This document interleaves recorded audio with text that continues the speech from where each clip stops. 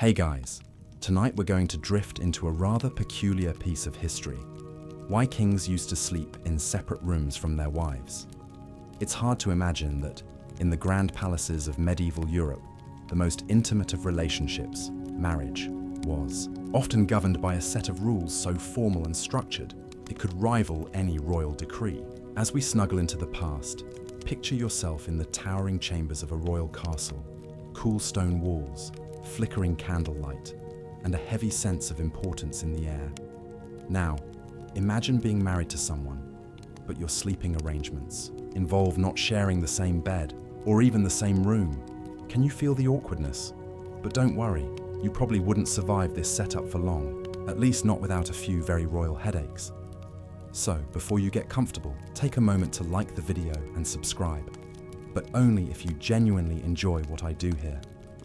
Oh, and feel free to post where you're from and the time in your local area.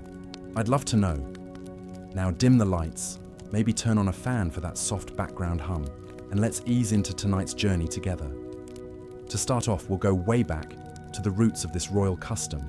The separation between kings and queens when it came to sleeping arrangements wasn't always just about having a luxurious palace for one. No, this practice goes deep into the heart of politics, power, and privacy. It all began as a way to symbolize control and security. A bedchamber was a space that represented the monarch's power. At the time, monarchs were expected to uphold a certain image of strength and dignity. The bed? Well, it was the epicenter of royal life, an area far more important than a mere resting space. The king's bed was almost a sacred symbol. Here, the lines between life and death, power and vulnerability were often drawn.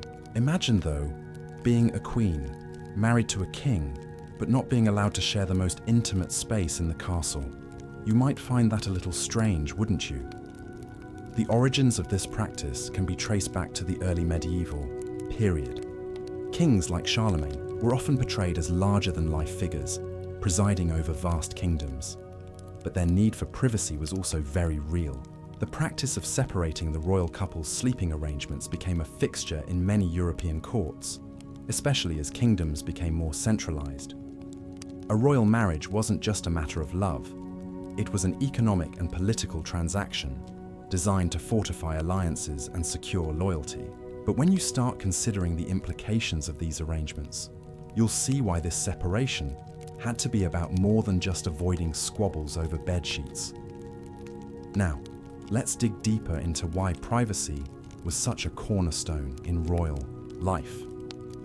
As you might imagine, privacy in the medieval world was something highly prized, and in the case of kings, it was absolutely essential for both political and personal reasons. Imagine yourself walking through the echoing halls of a royal palace, where each chamber, each corner, serves a unique function. The king's private space was not just for rest, it was a sanctuary where the weight of the crown could be momentarily set aside. Having the freedom to retreat into a private space, away from the eyes of courtiers, advisors, and even one's spouse, allowed monarchs to maintain the image of power and invulnerability that was necessary for their roles. But the question remains, why was it so important to keep even one's spouse at arm's length? Especially considering the obvious romantic and familial expectations of marriage. The answer is layered with both practicality and an understanding of the subtle balance between personal and public life.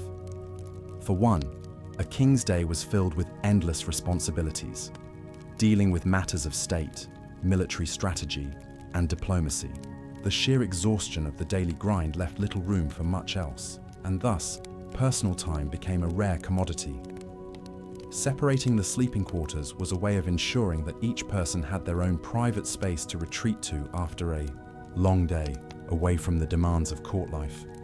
But there's more to this practice than simply providing a little space for rest. You see, the royal marriage wasn't just about two individuals coming together in love.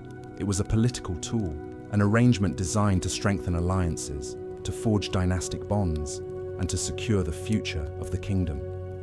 In this light, the separation of sleeping quarters became a subtle but powerful statement. Kings and queens were still partners, but their relationship was based on power dynamics and political duty, rather than purely personal affection. In fact, in many cases, the bed was considered a very public institution, where one's duty to the state took precedence over one's personal desires. Historians still argue whether the separation of sleeping quarters was purely a strategic decision or whether there were deeper psychological motivations at play. Could it be that the separation was a symbol of the king's supremacy, ensuring that he remained a figurehead of power, even in the most intimate of spaces? Or was it simply a practical arrangement, meant to help both partners maintain their sense of autonomy and mental space? Either way, the tradition became firmly entrenched in royal life. As we continue to unravel the story of these royal separations, let's take a closer look at how the beds themselves became powerful symbols of influence. The act of sleeping, as mundane as it seems today, was once something much more carefully orchestrated in royal households. The king's bedchamber wasn't just a place for rest, it was an arena of politics, a space where decisions were made, alliances were formed, and enemies were dispatched.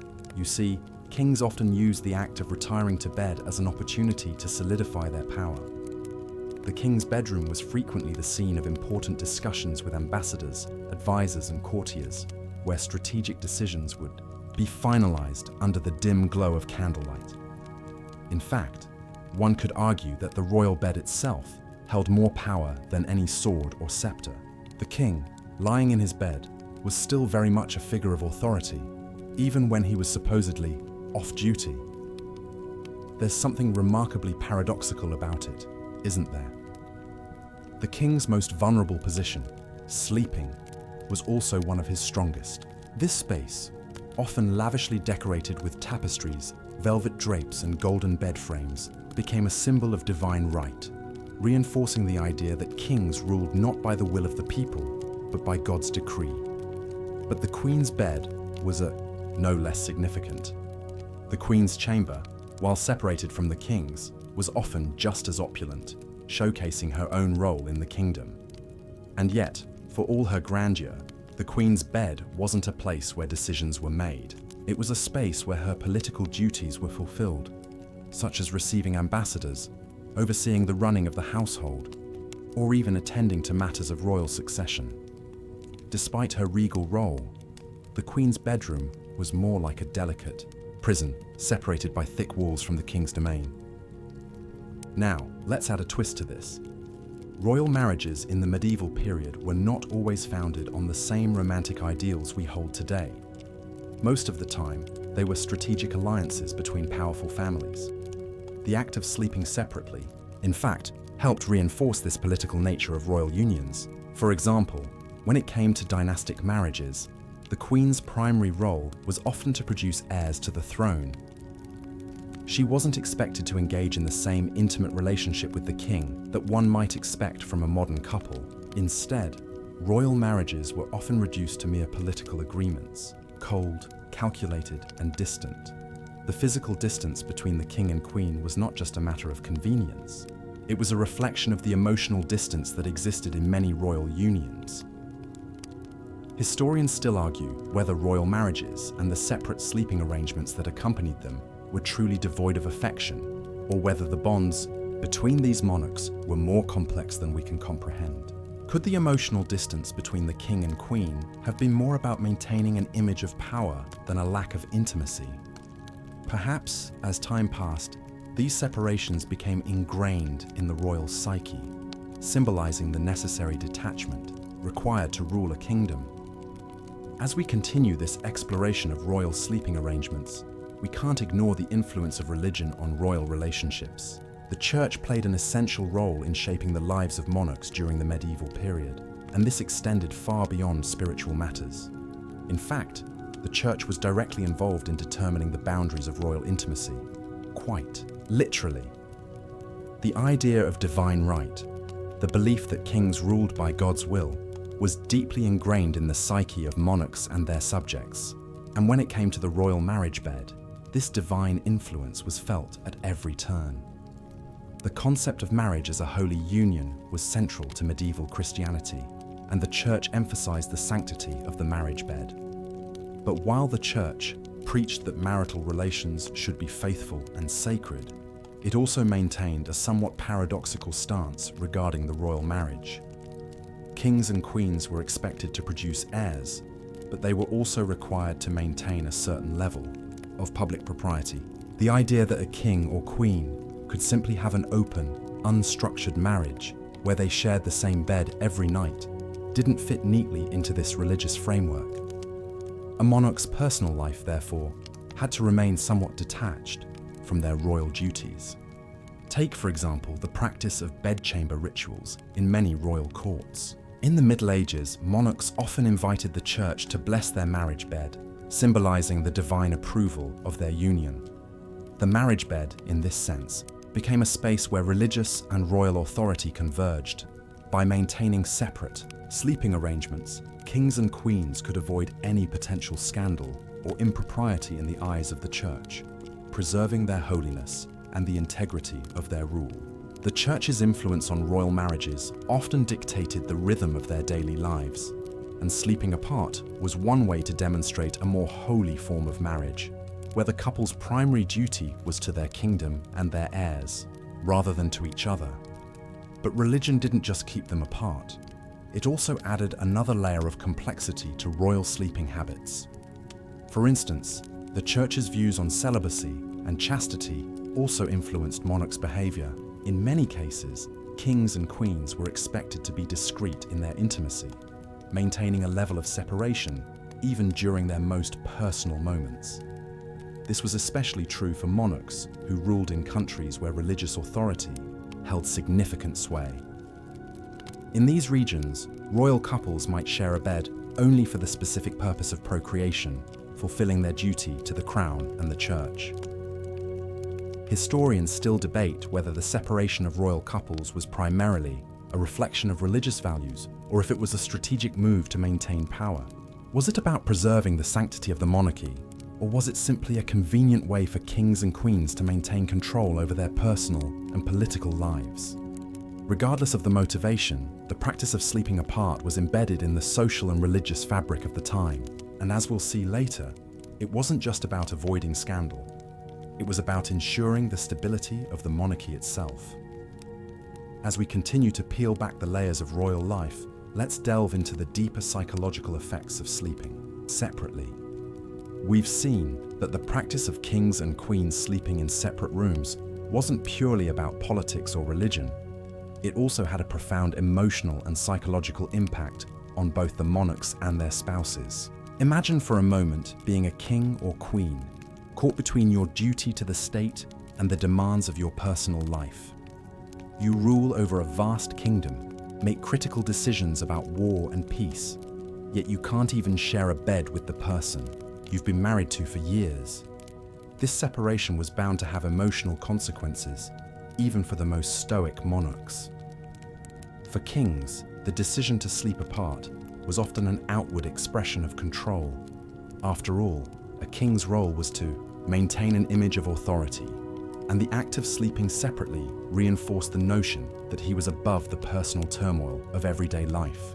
The pressure to maintain such an image was immense, as kings were expected to be paragons of strength and stability. But this also meant that, on some level, they were emotionally distant from their wives. The separation was a way to avoid the vulnerability that comes with intimacy. It helped maintain an emotional distance, ensuring that personal emotions never interfered with the king's ability to rule. For queens, however, the psychological effects were often more complex. They, too, were expected to maintain their image of being dutiful, pious, and politically savvy, but the separation could be emotionally taxing. The queen's role was not only to support the king, but also to bear children, particularly male heirs. This created an immense amount of pressure. The queen's bedroom, though luxurious, was often a lonely place. Without the physical presence of her husband, the queen had little emotional support within the royal household. Instead, she found herself isolated in a world governed by duty and public perception. This emotional distance was further exacerbated by the knowledge that royal marriages were often political arrangements, not based on love or mutual affection.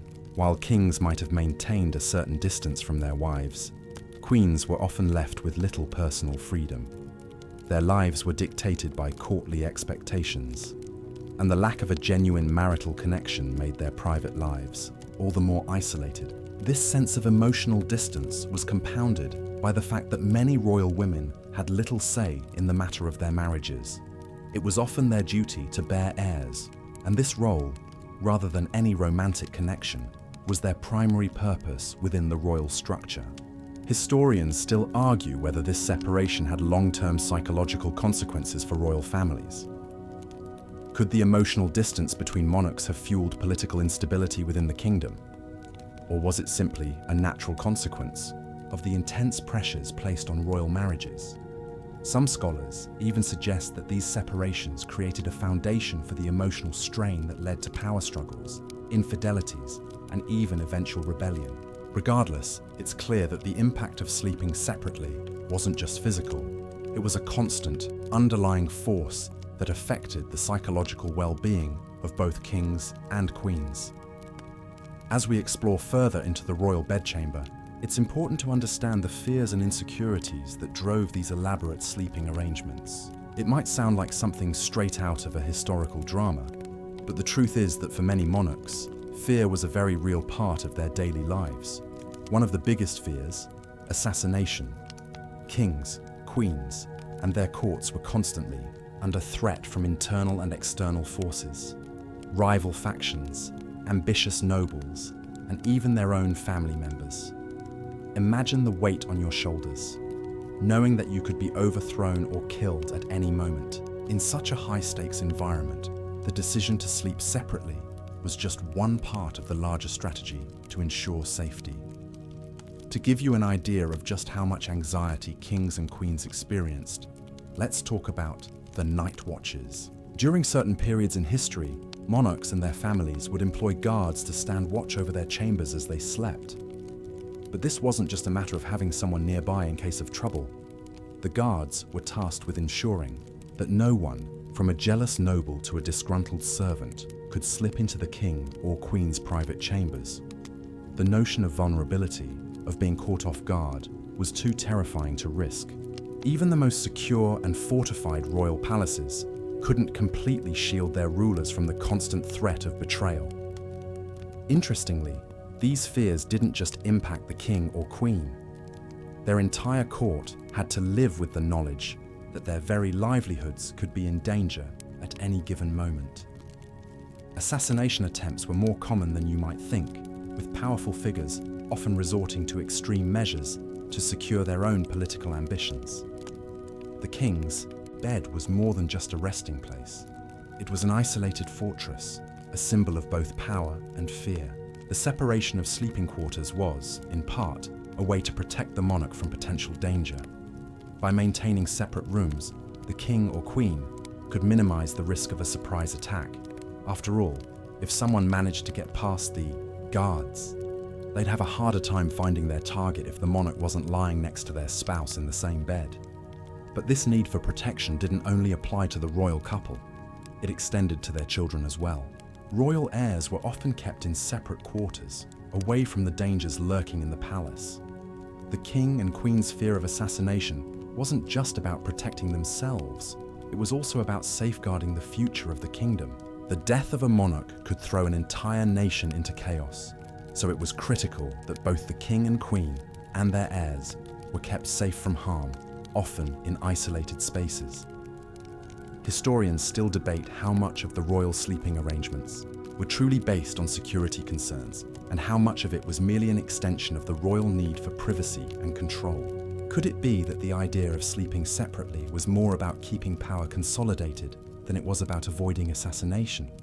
Or was the fear of losing one's life truly as pervasive as it appears in the records? Regardless of the true motivation, it's clear that the concept of royal privacy and protection played a major role in these separations. After all, if you were constantly living with the threat of death hanging over you, you might not be eager to share a bed with anyone, let alone your spouse. Now, let's explore how the separate sleeping arrangements may have contributed to the rise of courtesans and royal affairs.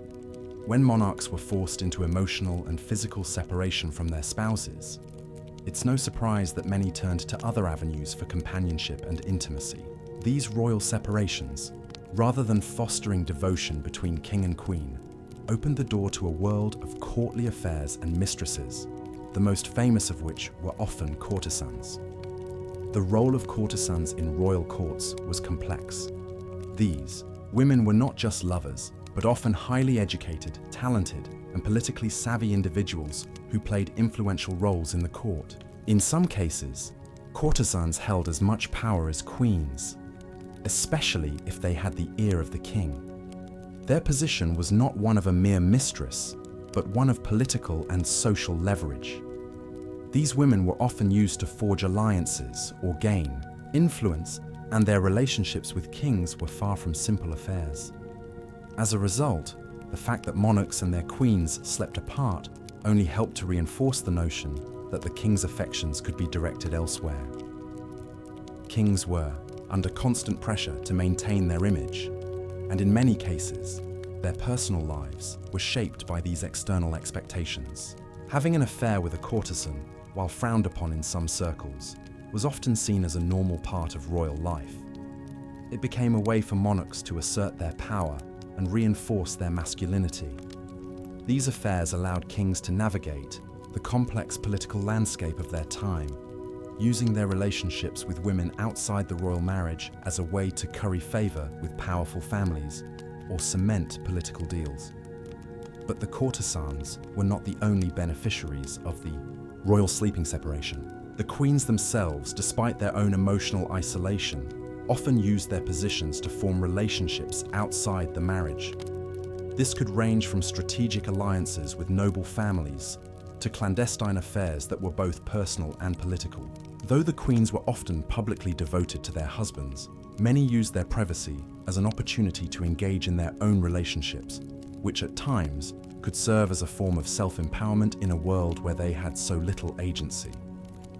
In the end, the separation between kings and queens only served to complicate their relationships further, leading to both personal and political intrigue. Monarchs, isolated in their luxurious chambers, were not always confined by the strict expectations of marriage.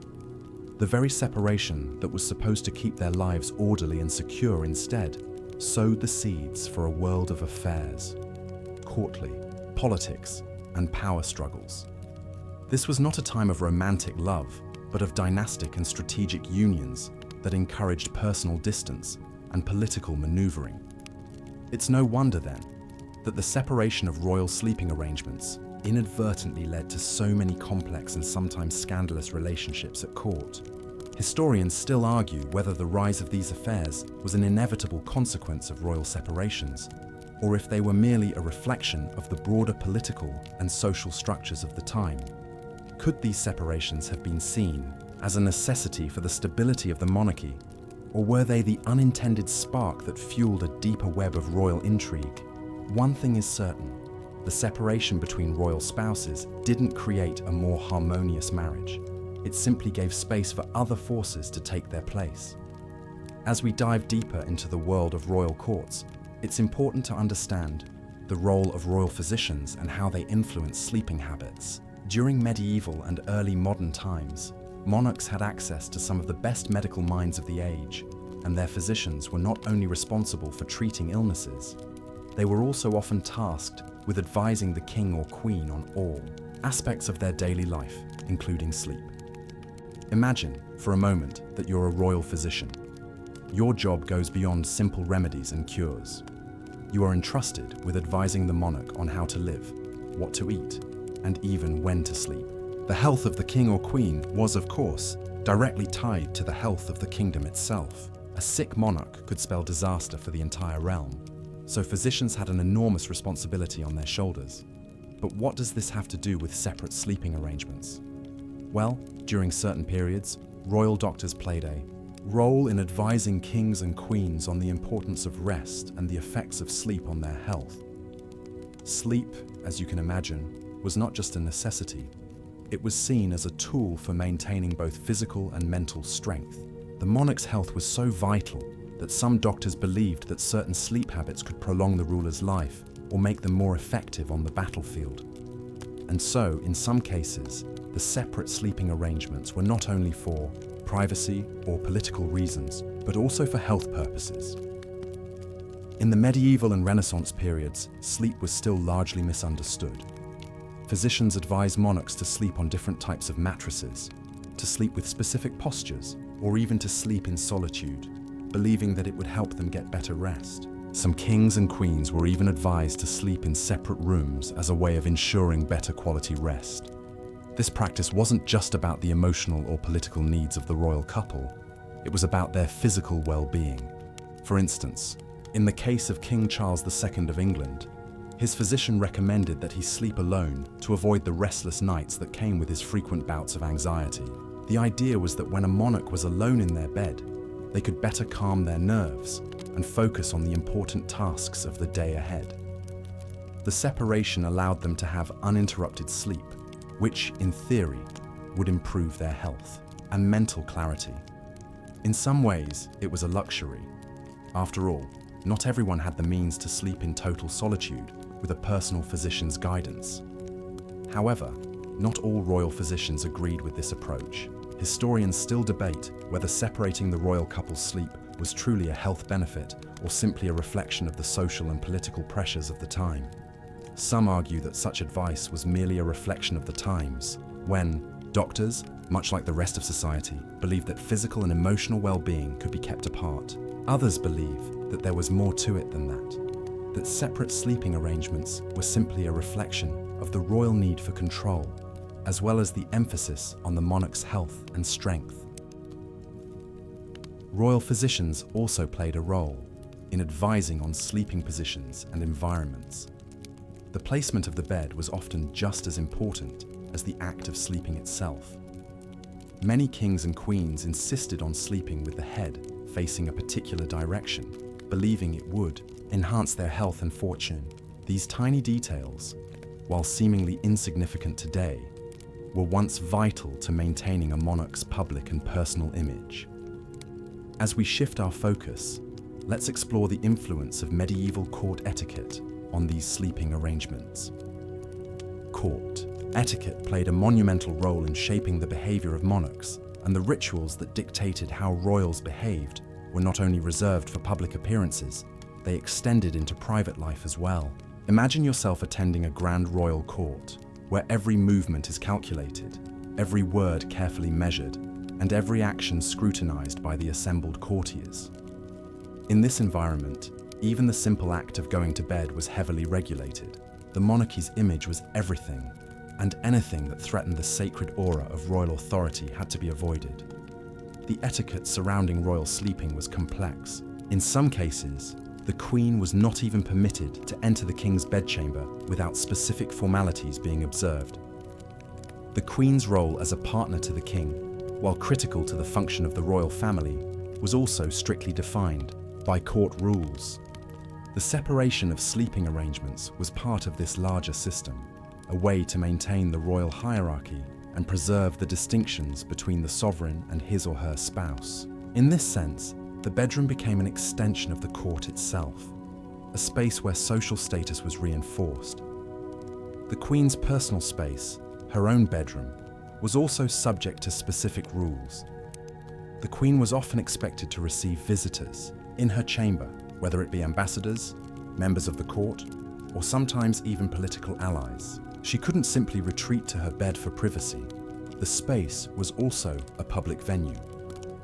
Yet the King, whose public life was more centered around the administration of the kingdom, did not face these same constraints.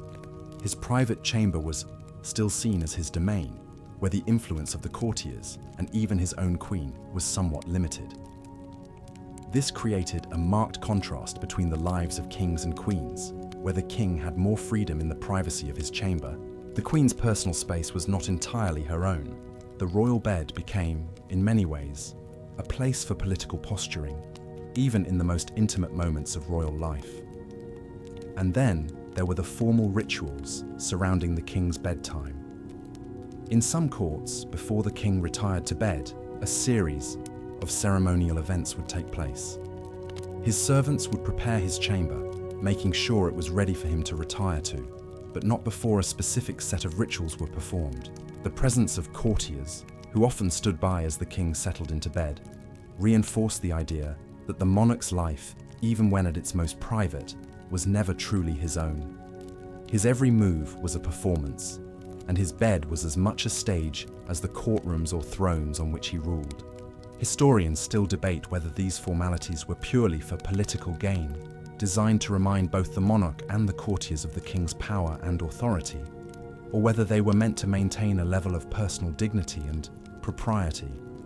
Was the separation of the king and queen's sleeping quarters merely a reflection of the power dynamics of the court, or did it also serve a deeper psychological purpose, allowing the monarch to maintain an aura of detachment and invulnerability? Regardless, one thing is clear.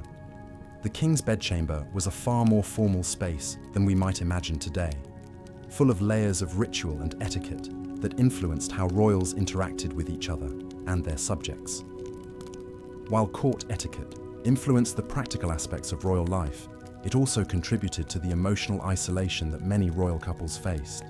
The Queen, in particular, was expected to fulfill her role in the monarchy, bearing children, particularly heirs to the throne, and as a result, her role was more functional than personal. The ritualized separation in the royal bedchamber ensured that the political nature of the royal marriage never wavered, maintaining the hierarchy of power in both the court and the relationship between the monarch and their spouse. As we continue our journey through the royal chambers, let's shift our focus to the influence of medieval marriage customs and dowries on the practice of sleeping apart. In royal marriages, the bed was more than just a place for the couple to rest. It was a complex space where politics, economics, and power dynamics converged. When we think of a royal wedding today, we may imagine grand ceremonies, beautiful gowns, and a deep romantic connection between the couple. But in the Middle Ages and early modern period, royal marriages were primarily contractual arrangements. They were designed to secure alliances, consolidate power, and strengthen the political standing of two royal families. And in many cases, the king and queen's emotional connection was secondary to the dynastic and diplomatic goals of the marriage. The dowry system, which played a significant role in these royal unions, further cemented the idea that royal marriages were not for love, they were for legacy. Dowries were often vast and included land, money, or other valuable assets. The greater the dowry, the more powerful the union. And while the king and queen may have been expected to perform their marital duties, such as producing heirs, there was little expectation for romantic love or emotional bonding. The separation of sleeping quarters was simply a reflection of this. In many ways, the marital bed was not a place for connection between husband and wife. It was a place to fulfill obligations and secure the future of the dynasty. In fact, there were often specific expectations placed on the queen, particularly when it came to producing heirs. Her role was often limited to the political and reproductive aspects of the marriage, and the pressure to bear a male heir could be overwhelming. This pressure, combined with the rigid structure of the royal marriage, made it difficult for queens to form the kind of personal bond that might have been expected in a modern relationship. As a result, the separation of sleeping quarters was one way to maintain emotional distance and prevent the complexities of romantic attachment from interfering with the duties of monarchy. But the dowry was not just a financial arrangement, it was also a sign of status. The wealth brought into the marriage through the dowry helped to establish the queen's position within the court. But as we know, these lavish gifts and lands were often tied to the king's ability to maintain power. In many cases, kings had to be strategic in their marital arrangements, ensuring that they were aligned with the right families to secure their throne. The queen's role in the marriage, while pivotal, was largely determined by the dowry and her ability to bear heirs, rather than by her personal relationship with the king. Historians still debate how much of the queen's perceived emotional distance from the king was tied to these economic factors. Could it be that the separation of sleeping quarters, along with the social and economic expectations of the time, contributed to the emotional and physical isolation of the queen? Or was the distance between them simply a reflection of the deep-seated traditions of court life, which dictated that the personal relationship between monarchs was secondary to the public performance of power? One thing is certain: the role of the queen was far from that of a partner in the modern sense. The marriage bed was merely a space where duty and legacy, not love, were fulfilled. As we continue to unpack the royal complexities of sleeping arrangements, let's explore how these separate quarters were not just a product of strategic political alliances, but also a practical necessity for the stability and smooth functioning of the monarchy. Imagine, for a moment, that you're living in a grand palace, surrounded by courtiers, servants, and political advisors. The weight of responsibility weighs heavily on the monarch's shoulders. You can't simply retreat to a corner for peace and quiet. Every move you make is scrutinized, and the constant pressure to maintain control, both over your realm and your personal relationships, is exhausting. In such an environment, the need for separate sleeping arrangements becomes not only logical, but essential. In the chaos of royal life, privacy was a rare commodity. Ruling a kingdom involved constant public appearances, military decisions, diplomatic negotiations, and court intrigues. Monarchs were required to maintain a public image that projected strength and invulnerability, but the private moments of rest were far from peaceful. Sleeping separately allowed kings and queens to escape from the expectations of court life for a few hours each night, giving them a small but significant measure of control over their own time and space. Additionally, consider the sheer number of people involved in royal households.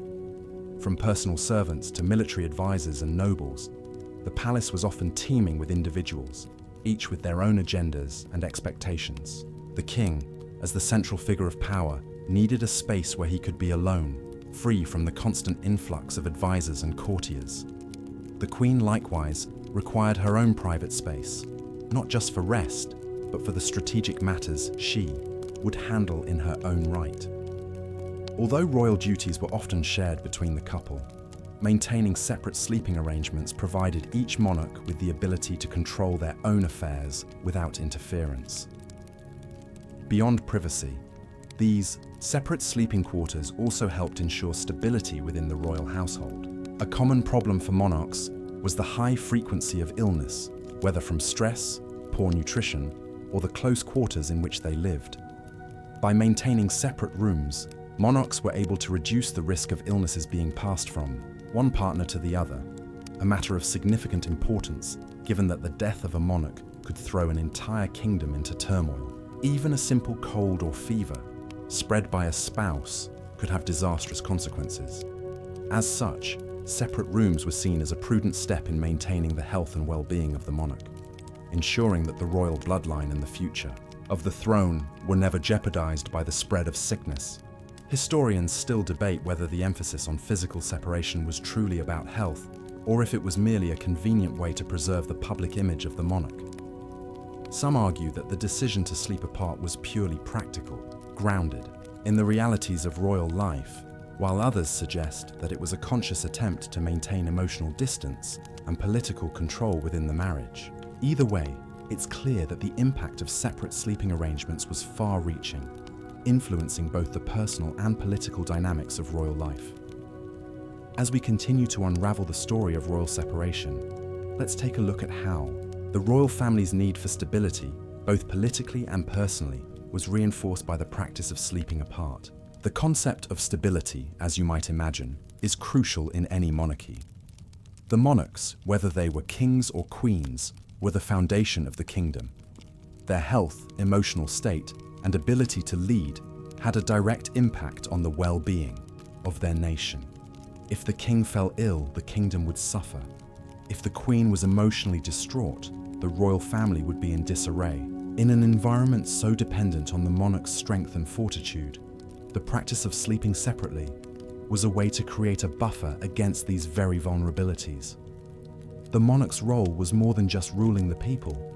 It was about projecting an image of invincibility. Kings were expected to be powerful, courageous, and steady at all times. Their marriages, while public affairs, were often carefully curated to maintain the right image, with the ultimate goal of projecting an aura of political control. By sleeping apart, monarchs could ensure that their personal lives did not interfere with their public duties. Emotional turmoil between the royal couple was kept private behind the closed doors of separate chambers. This allowed the king to remain unruffled in the public eye, while the queen could retain her dignity and sense of purpose. Beyond the personal dynamics, the stability of the monarchy was heavily influenced by the monarch's ability to secure a legitimate heir. The royal marriage bed, despite the physical separation, was ultimately a place where the future of the kingdom rested. And it wasn't just about producing heirs. It was about ensuring that the lineage continued in the way the kingdom needed it to. The separation of sleeping arrangements allowed monarchs to engage in their marital duties in a controlled environment. The idea of a shared bed was often too personal, too intimate for the weight of such a responsibility. Sleeping apart gave each monarch the space they needed to focus on their dynastic role rather than their romantic or emotional connection. But there was another layer to this practice: the psychological effect of separation on royal stability. Imagine being in a royal marriage where your partner is physically distant from you each night, but your lives are intricately intertwined in the politics of the court. The monarch's emotional and mental well-being depended on this fine balance between public duty and private life. When kings and queens slept apart, it gave them an opportunity to recharge, maintain a sense of autonomy, and approach their roles with renewed clarity. It was not a rejection of intimacy, but a practical arrangement to ensure that the kingdom remained undisturbed by personal conflicts or the fragility of human emotion. Historians still debate whether this arrangement was purely a necessity driven by political strategy, or whether it was also a form of emotional protection for the monarchs. Was the need for separate rooms a way to preserve the royal marriage as an institution, or was it simply a convenient solution to the complexities of ruling a kingdom while managing the personal dynamics of a royal family? Perhaps it was a little of both a way to protect the monarchy and a means of keeping the monarch's private lives intact. Either way, it's clear that the impact of separate sleeping quarters on the stability of the monarchy was far-reaching. As we continue our exploration of royal sleeping arrangements, let's take a closer look at the Queen's bedroom, a space that, while separate from the King's, was no less significant. The Queen's bedroom, despite being a place for rest, was often a hub of political power in its own right. It was a space where the Queen not only slept, but also conducted official business, hosted dignitaries, and wielded influence over her court. In many ways, the Queen's bedroom was a realm unto itself, independent of the King's authority.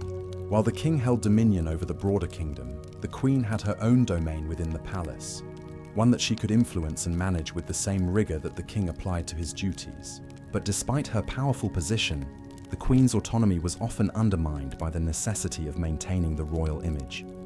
The bed, a symbol of marital unity, remained a distant space for many queens.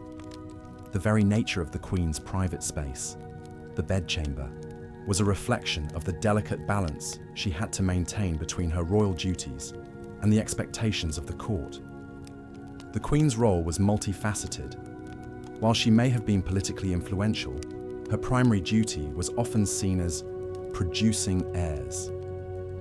This responsibility was a constant reminder that the royal marriage was not simply about affection or partnership. It was about preserving the bloodline and securing the future of the throne. So, the Queen's bedroom, though luxurious and filled with symbols of power, often became a space where she could exert her own form of power, separate from her husband, but within the confines of royal expectations. Imagine then the emotional toll that separation from her husband must have taken. The Queen's bedroom was not just a physical space, it was also a mental and emotional one, where she was constantly reminded of her duties as a wife and a mother, but where intimacy and affection from her partner were absent. The separation, rather than providing emotional freedom, may have created a further sense of isolation. After all, the Queen had little opportunity to establish a deep emotional connection with her husband if their lives were so divided. Even though the Queen's bedroom represented her power, It also highlighted the personal loneliness that came with the role. The Queen was often kept at a distance from the King, not just physically, but emotionally, due to the nature of their separate duties and the expectations of royal life. Furthermore, the Queen's bedchamber was often subjected to strict courtly rules and regulations. Unlike the King's space, which was his personal retreat, the Queen's bedroom was a space for public interaction. It was in her chamber that she might entertain visiting dignitaries, advise ambassadors, or meet with important court figures. The Queen had to be ever present in the eyes of the court, constantly maintaining her image as the Queen consort, even in the privacy of her own quarters. This constant balancing act between public duty and private isolation made the Queen's bedchamber a pivotal place in the palace. It was a space of influence, but also one of emotional strain. Historians continue to debate whether the Queen's emotional distance from the King was a product of royal protocol, or if it was a consequence of the deep-rooted gender roles that defined the power dynamics of the court.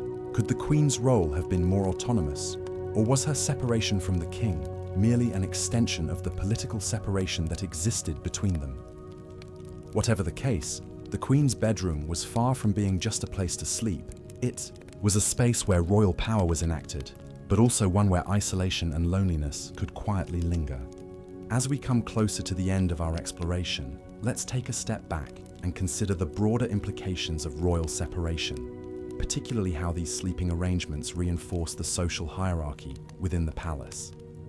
The positioning of beds, rooms, and chambers was never random. Every detail of royal life, from the way the monarchs slept to the way they interacted with each other, was carefully orchestrated to maintain and reinforce the power structures that defined the monarchy.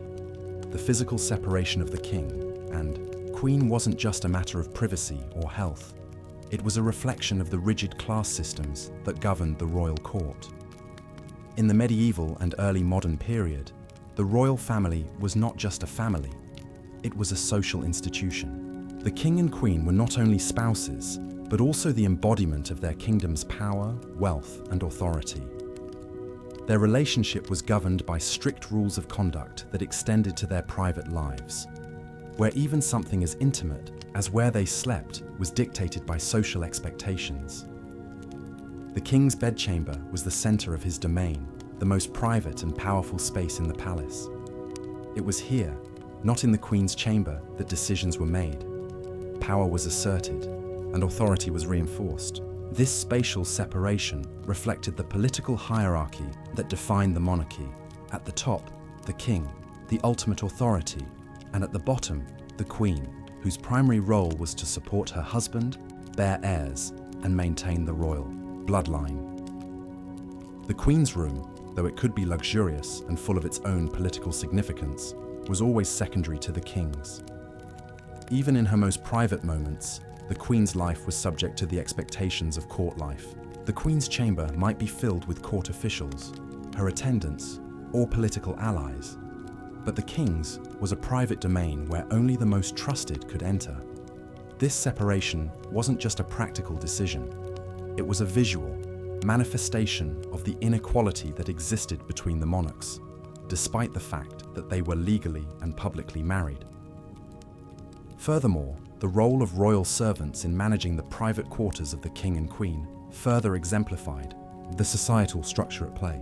The King's servants, often the highest-ranking members of the court, had access to the most intimate spaces of the palace, including the royal bedchamber. On the other hand, the Queen's attendants, though equally important, were generally considered of lower social standing. This distinction between the King's and Queen's servants was mirrored in the physical separation of their sleeping arrangements. The separation of sleeping spaces created a clear divide between their roles in the kingdom, a divide that wasn't just personal, but deeply entrenched in the social fabric of the royal court. Historians continue to debate whether these spatial and social separations were inevitable consequences of monarchical rule, or whether they were deliberately designed to reinforce the authority of the King over the Queen. Could it be that the separate rooms were a subtle assertion of the King's dominance, a reminder that, despite their marriage, the monarchs were still unequal in the eyes of the court and the realm? Or was this separation simply a byproduct of the rigid traditions that governed royal life? Whatever the reasoning, the separation of royal sleeping arrangements served as a daily reminder of the power dynamics that underpinned the monarchy.